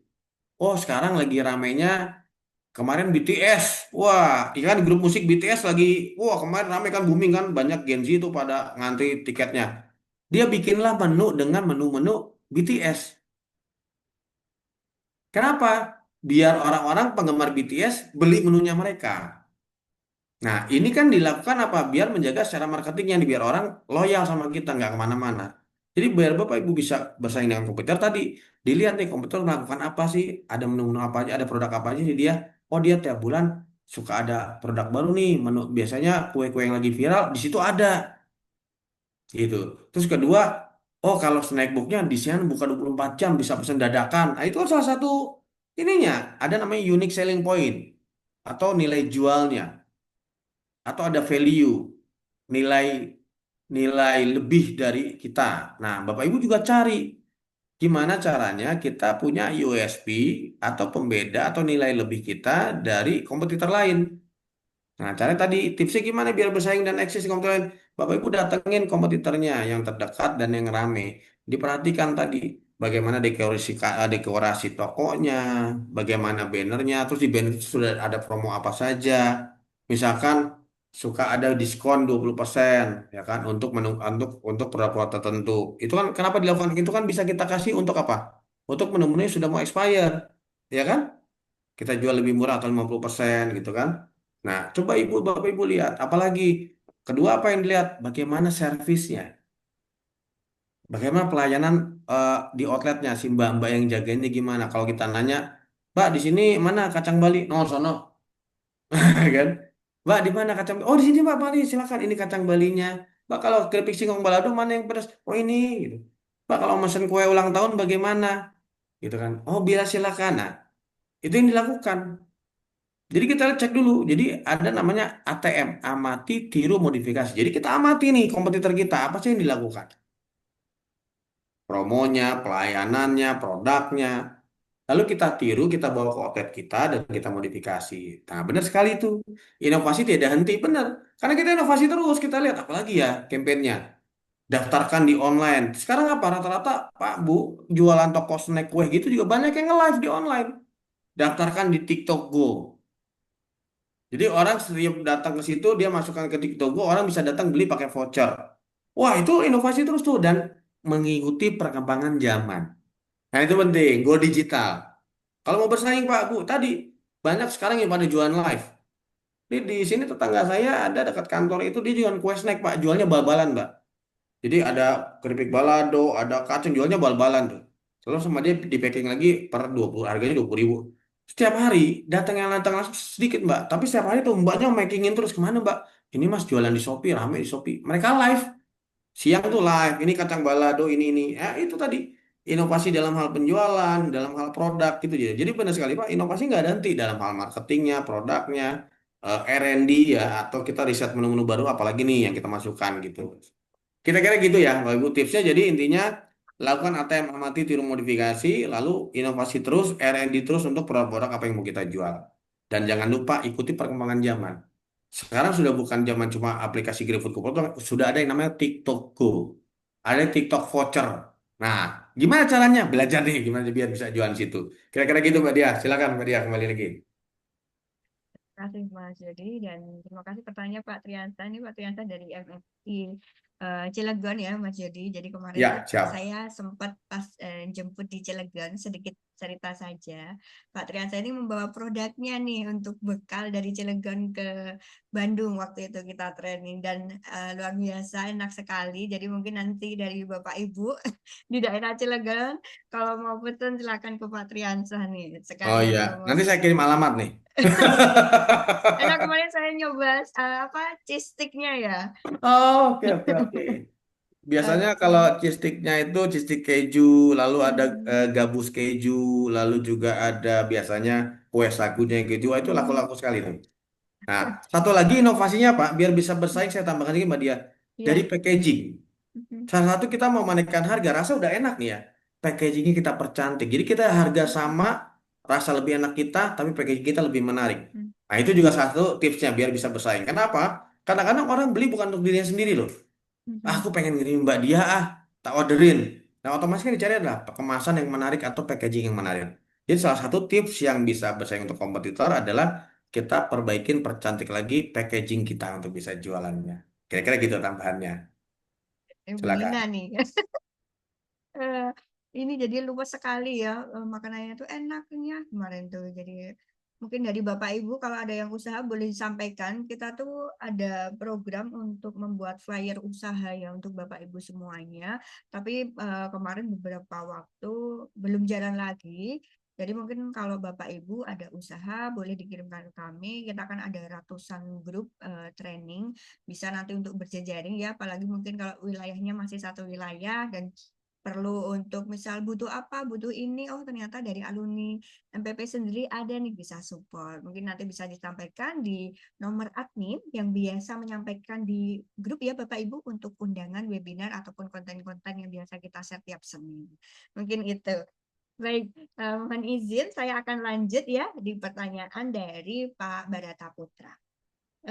Bagaimana cara menyikapi kritik dan saran dari customer yang beragam. Di sisi lain, kita punya standar rasa sendiri yang jadi ciri khas. Ini mungkin Mas Yodi juga sering mengalami nih juga sebagai pelaku bisnis. Silakan Mas Yodi. Halo, ya, ya, ya. Bagaimana cara menjawab kritik dan saran dari customer yang beragam di sisi lain? Kita punya standar rasa sendiri yang jadi ciri khas. Baik, Bapak Ibu. Pak Barata memang agak susah ya. Tetap judulnya adalah customer adalah raja ya, ya kan. Kita yang salah tetap aja kita yang kita ya mereka salah kita minta maaf gitu kan. Jadi gini, Mhm. kalau saya Pak Bu, saya selalu menerapkan customer service saya customer excellent lah, berusaha excellent mungkin. Jadi kalau ada komplain customer, entah review, entah kritik, entah kencang pun, yang pertama saya lakukan adalah permintaan maaf. Lalu kedua, saya tanya dulu buktinya apa. Misalkan, oh saya mas dapat expire atau bagaimana, saya minta dulu buktinya, produknya kenapa bermasalah tidak. Lalu ketiga, saya tidak banyak debat, saya minta biasanya kalau saya lihat lihat juga yang ini biasanya nominal, saya menawarkan pergantian produk atau kembalikan uang. Kenapa? Karena saya nggak mau banyak debat sih ya. Jadi intinya, eh, wa- Mas di mute Mas, mohon maaf kepencet kayaknya. oh ya, jadi balik lagi. Jadi saya rules pertama adalah permintaan maaf. Yang kedua, kita cek validasinya untuk kesalahannya atau apa bagaimana. Ketiga, langsung kita tawarkan pengembalian uang Mhm. atau pergantian produk. Nah, kalau dia oke, baru keempat saya telusuri nih masalahnya di mana. Gitu. Kalau memang kesalahannya di saya ya sudah. Kenapa saya nggak mau banyak debat? Karena tadi Pak, saya pernah gini, pernah ada komplain salah satu cabang dapat komplain. Waktu itu kan kita ayam gepreknya ada beberapa topping ya. Selain ayam geprek, mereka dapat free topping saus ya. Bisa milih black pepper atau barbecue. Jadi dia pesan ke salah satu outlet, minta saus black pepper. Diberikan oleh outlet tersebut. Dia komplain ke outlet, katanya, kok rasanya begini, aneh, nggak ada rasa, nggak enak gitu, komplain lah. Salahnya dari outlet yang ada menerima komplainnya gagal lagi. Orang dari sana begitu kok kan dikirim tuh, wah, kenceng ngotot-ngototan. Bukannya minta maaf dan nggak udah orang begitu gitu. Akhirnya dia komplainlah ke pusat, customer service pusat. Mbak, saya order di outlet ini, rasa baik begini gini gini. Wah ini. Ini nanti saya viralkan ya. Nah, bahasa itu Mbak. Nanti saya viralkan ya. Nah, bahasa itu. Lalu customer service minta maaf, minta lihat validasinya, buktinya benar orderannya benar, langsung lah kita buat Bu mohon maaf atas kesalahan atau keterlibatan dari kru kami. Langsung bolehkah kita tawarkan pergantian produk atau kita ganti uangnya? Dia minta dikirimkan produk baru, ya kita kirimkan dari outlet yang lain. Nah, kenapa sih nggak mau debat? Padahal setelah kita cek-cek, emang kenapa Pak masalahnya? Iya, saya kan ini udah 2 minggu, Mbak, isoman di rumah, zamannya pandemi, Mbak. Mhm. Udah saya pesan ayam geprek tuh biar ada rasa, biar saya semangat, tapi tetap nggak ada rasa. Ya nggak gimana mau ada rasa kan, emang mati rasa kalau lagi kena COVID kan, ya kan? Emang kena COVID kan nggak ada rasanya. Mau kirim black pepper dari manapun juga, saya dibilang kalau di Alfa black peppernya enak, kok ini nggak enak. Iya kan lagi isoman. Tapi kan ya sudah, oh iya Bu, mohon maaf, Mas, mohon maaf. Tetap kita minta maaf, walaupun sebenarnya ya namanya COVID kan nggak punya rasa ya, nggak ada rasa kan. Ya udah. Tapi kenapa sih terapan gitu gini, Mbak? Kita harus tahu nih, investasi brand kita itu berapa banyak sih, seberapa besar? Jangan gara-gara kita debat masalah 50.000, brand kita diviralkan hancur, itu susah naiknya. Jadi gitu. Daripada kita, contoh nih kemarin yang lagi viral ya, Mbak Diah, yang lagi viral tahu kan yang masalah tumbler tuku. Jadi ada seorang ibu-ibu muda naik KRL, lalu tumblernya ada satu cooler box yang ketinggalan di kereta. Padahal dia yang salah ya, ketinggalan di kereta coolernya boxnya. Pas dicek, tumblernya hilang. Terus langsung memviralkan ceritanya, bikin story. Wow, tumblernya gini, minta pertanggungjawaban segala macam, bla bla bla bla bla. Si petugas yang menemukan sudah niat mengganti itu tumblernya diabaikan sampai akhirnya si petugas yang mau infonya mau dipecat ya dari instasinya, akhirnya viral. Sekarang apa yang terjadi? Yang menaikkan story-nya bikin permintaan maaf karena apa? Dibully se-Indonesia Raya, ya kan? Nah ini tadi nilai tumblernya nggak seberapa, cuma 90.000 rupiah. Tapi karena gara-gara itu, akhirnya apa? Ya mereka tercoreng nama baiknya sampai kemana-mana. Akhirnya dibilang kan Mbak Anita Tumbler ya kalau nggak salah kan. Jadi gitu kan. Itu. Nah, ya bahkan imbasnya sampai apa? Akhirnya sampai dipecat kan dari pekerjaannya. Itu brandingnya. Jadi kalau kita balik lagi ke bisnis ini gini, saya lebih baik kehilangan beberapa rupiah dibanding brand saya jelek. Karena sekarang banyak Pak. Contoh terakhir, Bapak Ibu. Saya dapat komplain, admin saya laporan, ini mohon maaf ya. Jadi begitu mereka pesan, ini karyawan outlet di mall. Pesan ayam geprek. Ternyata di ayam geprek itu kan kita ada selada ya. Mhm. Karyawan saya tuh kurang bersih. Ternyata di seladanya nempel Mbak ulat hijau. Wah itu kan jijik banget. Untungnya customernya langsung DM dan direspon sama admin kita. DM Instagram direspon Kak ini aduh saya mau makan ini ternyata ada ulatnya di daunnya. Wah langsung kita lakukan permintaan maaf, langsung mohon maaf segala macem. Terus dia bilang ya ini pelajaran Mbak jangan hati iya Kak mohon maaf memang ini kurang terlalu kita udah nggak memang kita salah. Setelah itu, setelah kita basa-basi minta maaf dan benar-benar ini kita akan lakukan ini, kita tawarkan pergantian. Apa yang dilakukan? Mbak, nggak usah diganti. Saya sudah direspon aja, sudah senang dengarnya. Mudah-mudahan jadi pembelajaran ke depannya. Tuh. Jadi, Bapak Ibu, bagaimana customer itu, bagaimana cara kita merespon mereka? Kadang-kadang mereka nggak nyari uang atau minta nyari. Mereka penting mereka dihargain kesalahan kita, kita minta maaf. Kadang-kadang nggak perlu diganti. Tapi memang ada juga customer yang agak tadi ya, yang ya emang salahnya di dia yang ngotot ya. Agak mungkin saya rasa Pak Barata gitu ya, ketemu customer yang memang ini ya suka komplain ya. Ya sudah Pak, nggak apa-apa sih, selama kita masih bisa tahan-tahan diri ya. Eh, saya lebih kalau saya di pribadi saya lebih pertahankan brandnya. Tapi kalau memang sudah di luar batas, ya kita hadapi, tapi tetap dengan by datanya ada yang kita bisa mendukung. Jadi memang eh, customer service tadi Mbak mesti dipelajari juga gimana cara menghandle-nya. Itu bisa dibikin SOP-nya juga. SOP handle kalau customer service kalau ada kritik bagaimana. Itu saya bikinkan. Ada flow-nya. Permintaan maaf, lalu minta validasi, lalu ajukan penggantian produk atau pemberian uang. Kalau tidak mau bagaimana? Kita buatkan lagi flow-nya. Kalau tidak mau masalahnya kenapa nih? Oh, ngerasa ganti rugi begini-begini ya. Kalau begitu ya kita pelajari lebih lanjut. Ya jangan juga kita diperas gitu kan. Tapi biasanya eh, seperti itulah. Dan kalau ada yang oh, rasanya kok kurang pedas ya katanya. Ya Ibu mohon maaf. Saya bilang di standar kita memang sudah segitu Bu. Dan hanya Ibu yang bilang komplain tidak kurang pedas. Yang lainnya komplainnya kepedesan kok. Karena kan tadi setiap orang punya rasa yang berbeda. Kan kalau rasa itu tidak bisa dibilang fix. Rasa itu bukan eh, apa namanya, bukan satu ketetapan. Itu tergantung orang, variatif. Menurut Mbak dia pedas, menurut saya nggak pedas. Nah itu tergantung lidah masing-masing. Nah mungkin Pak Bata juga kayak gitu. wah ini rasanya kurang pedas, kurang asin. Iya Pak Bu, masalah kurang asin kan itu variatif ya, tergantung variabel, tergantung ibu. Kalau menurut ibu kurang asin, menurut saya malah asinan. Nah itu yang kita udah punya standar rasanya Pak Bu, mohon maaf. Ya kita sampaikan seperti itu. Tapi tetap dengan kata mohon maaf. Mungkin begitu sih kira-kira tampaknya Pak Barata ya, kurang lebihnya mohon maaf nih kalau ada yang kurang. Tapi saya sampaikan juga tadi beberapa eh, yang saya sampaikan ya, beberapa ini case nya. Seperti itu kira-kira.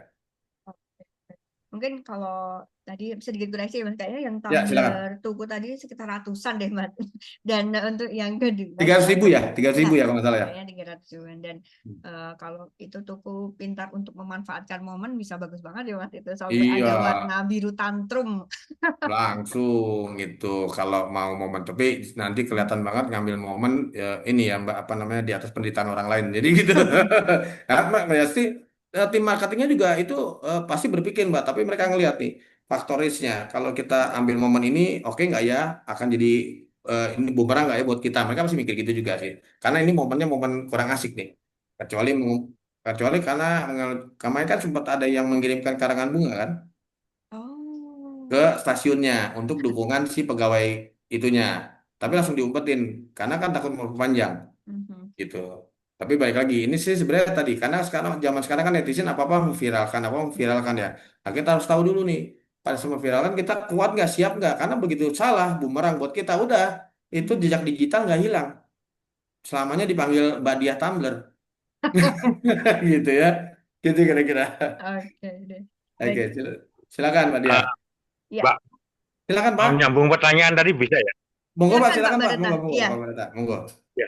Jadi, makasih sarannya tadi. Siapa? Eh, eh, yang kebetulan yang punya usaha sih bukan saya, istri. Cuman saya kan support ya. Siap, betul Pak. Saya jadi marketingnya. Jadi kami itu kalau hari raya mau Natalan mau mau apa Idul Fitri itu suka bikin kue untuk hari raya itu ya. Open PW Nah, Mhm. ya Pak. ya. Nah, standar kami kan tinggi ya. Standar kami tinggi. Kita memang membidik pasar yang premium, ya Mhm. kan? Ya. Nah, cuman kebetulan di daerah saya itu mungkin agak kurang ya peminatnya. Nah, sering-sering kan harganya mahal tuh, harganya sudah mahal, terus kritik gitu loh dari yang pembelinya. Gini gini gini gini gini ya, ya kadang-kadang mangkel juga dia loh. Ini Iya, memang ini iya. kelasnya kelas premium Betul. ya kan. Betul Nah, Pak. yang beli yang kelas mendang-mending tapi komentar terus sering-sering ya namanya di kantor kan getuk tular ya. Kalau orang Ya, iya Jawa Pak. bilang getuk tular.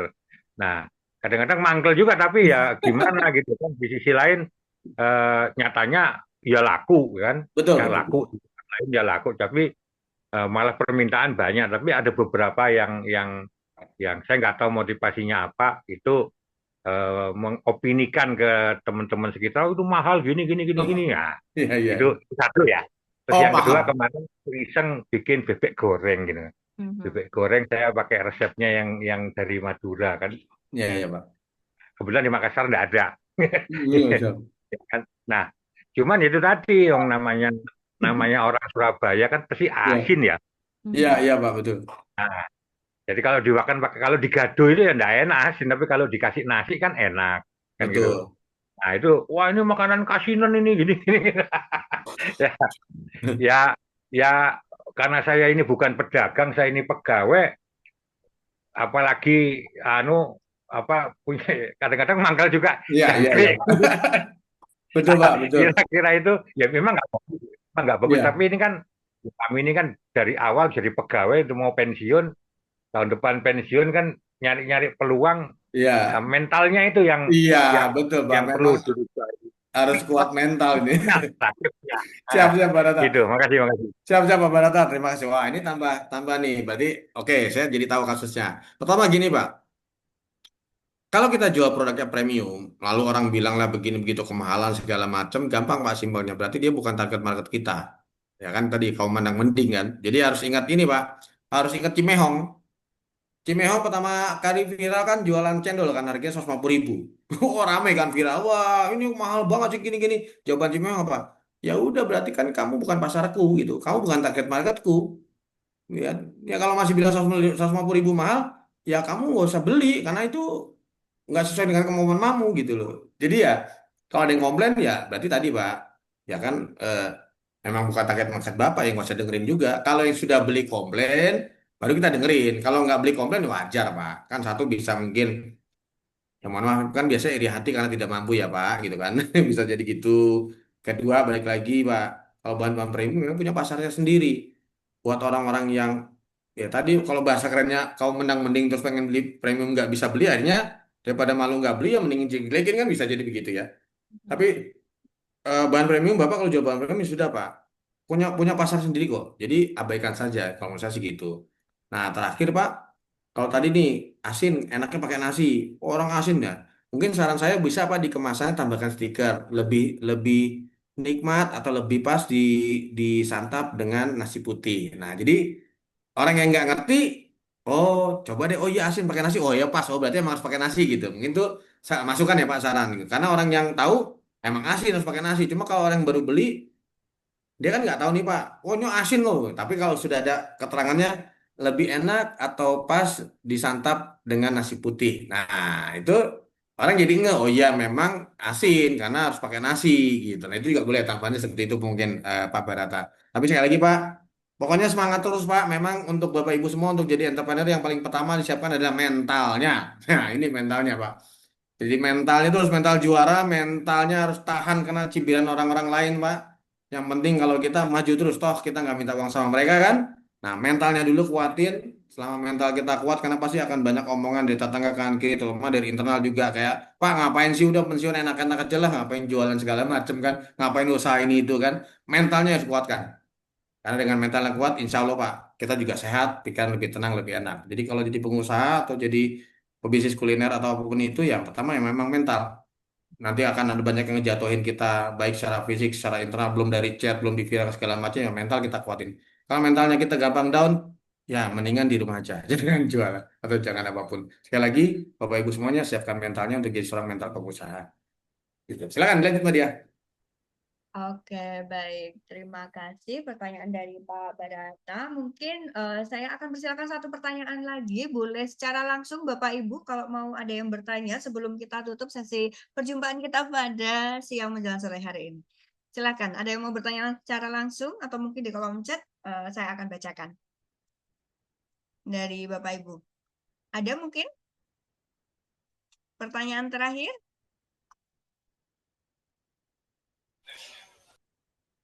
Silahkan.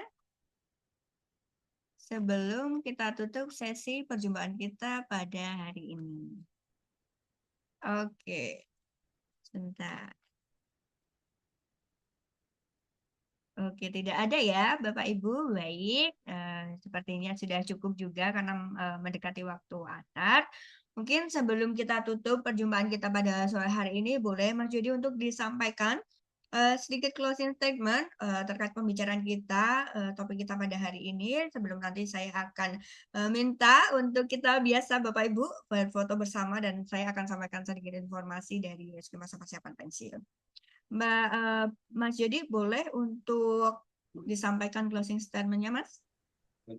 Baik Bapak Ibu semuanya, terima kasih kebersamaannya di siang hari ini sampai sore ini ya. Dan luar biasa hari ini yang bertahan masih di room ada 64 orang Bapak Ibu. Luar biasa sekali. Salut sekali dengan Bapak Ibu ya. Di Jumat sore ini sambil menunggu weekend, sharing-sharing bisnis pengalamannya. Jadi dari saya Bapak Ibu untuk mulai sebuah usaha baik kuliner ataupun yang lainnya memang dibutuhkan sebuah mental, sebuah tekad dan pelajari dari awal. Jadi mudah-mudahan Bapak Ibu dengan sharing hari ini dengan beberapa pertanyaan tadi juga bisa menjawab untuk kebutuhan Bapak Ibu, bisa menambah insight Bapak Ibu. Yang terpenting adalah Bapak Ibu semuanya harus berani memulai. Karena dengan mulai Bapak Ibu harus tahu nih rasanya sebagai pengusaha bagaimana. Jangan mikirin untung ruginya dulu Pak, atau jangan mikirin bangkrutnya dulu, jangan mikirin gagal dulu. Toh kita belum mulai kan, kita nggak pernah tahu bisnis kita akan rugi atau enggak sebelum kita jalanin. Jadi yang penting adalah jalani dulu, silakan action. Sukses selalu untuk Bapak Ibu semuanya, sehat selalu dan segera action untuk para calon jurikan sekarang. Terima kasih. Oke, luar biasa sekali. Boleh Bapak Ibu tepuk tangannya untuk Mas Jody pada hari ini. Luar biasa. Baik, Bapak Ibu, sebelum kita tutup perjumpaan kita hari ini, mohon izin berkenan untuk menghidupkan kameranya, kita berfoto bersama. kita akan undang Bapak Ibu yang Baik, di grup Pak Midun kamera. yang belum join ya, nanti kita ajak Betul sama. untuk join bersama. Oke, sudah ada Pak Triansa, Bu Nida juga, Pak Busmar. Luar biasa sekali Bapak Ibu ini ya. Ternyata dalam foto-foto yang tidak ada, ternyata menyimak dengan sesama, dengan masih menyambi di pekerjaannya ataupun mungkin di rumah. Terima kasih sekali. Senang sekali untuk berjumpa dengan Bapak Ibu tiap minggu. Oke, baik. Sudah semuanya Bapak Ibu. Boleh kita berikan senyuman terbaik dan boleh jempolnya Bapak Ibu untuk Mas Jody dan Bapak Ibu semuanya yang sudah meluangkan waktu. Oke. Dalam hitungan ketiga saya akan ambil fotonya. 1, 2, 3. Betul sekali. Alhamdulillahirabbil alamin. Terima kasih untuk Bapak Ibu semuanya yang sudah join dan mohon maaf minggu kemarin sempat terskip ya, 1 minggu kita tidak berjumpa. Namun insya Allah di minggu depan kita akan berjumpa lagi dengan topik yang tentu saja akan kita undang narasumber-narasumber lainnya. Semoga bermanfaat untuk perencanaan aktivitas pensiun Bapak Ibu semuanya. Dan izin Bapak Ibu, nanti kalau sudah pensiun itu jangan keluar dari grup kalau karena kita biasanya menyampaikan informasi ini di grup. Nah, nanti kalau mungkin dari Bapak Ibu semuanya kalau keluar biasanya kita share itu di IG, di Instagram kita di story. Mungkin bisa menyimak juga. Jadi harapannya silaturahmi tetap terjaga dan Bapak Ibu yang punya usaha monggo bisa dikirimkan ke kita. Kita akan buatkan flyer usahanya. Kita akan bantu share di grup-grup training kita. Semoga membantu untuk iklannya ya Bapak Ibu. Begitu. Mungkin dari kami cukup sekian. Saya Dia Azhari selaku staf pendampingan alumni dan juga yang diamanai untuk komunitas sejuta senyum pensiun ini. Mohon maaf apabila dalam pelaksanaan webinar ini banyak hal yang kurang berkenan di hati Bapak Ibu dan selamat melanjutkan pekerjaan kembali. Wassalamualaikum warahmatullahi wabarakatuh. Terima kasih Mbak Dia. Waalaikumsalam. Terima kasih Waalaikumsalam. Mbak Dia semuanya. Terima kasih. Waalaikumsalam warahmatullahi wabarakatuh. Terima kasih semua. Jadi di sini Terima ada. kasih Bapak Ibu. Terima kasih kembali Bu Dia.